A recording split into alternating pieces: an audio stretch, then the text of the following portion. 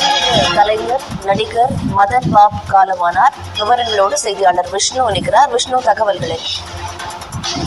நகைச்சுவை நடிகர் மதன் பாபு இன்று சென்னையில் வயது மூப்பு மற்றும் உடல்நலக்குறைவு காரணமாக காலமாயிருக்கிறார். இன்று மாலை அவர் உயிர் பிரிந்திருக்கிறது.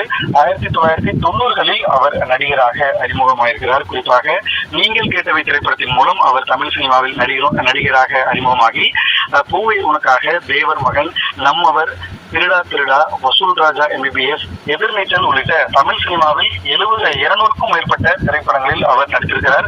71 வயதாகும் அவர் பல்வேறு திரைப்படங்களில் தனித்துவமான முக பாவனையின் மூலமாக ரசிகர்களை வெகுவாக கவர்ந்தவர் ஆவார். நிலையில் ரசிகர்கள் பலர் அவருடைய காமெடிகளை விரும்பி பார்க்கக்கூடிய சூழ்நிலையில் தொடர்ந்து டிவி நிகழ்ச்சிகளிலும் அவர் பங்கேற்று வந்தார். குறிப்பாக சன் தொலைக்காட்சியில் இருக்கக்கூடிய நசத்த போது யாரு என்ற அந்த நகைச்சுவை நிகழ்ச்சியும் அவர்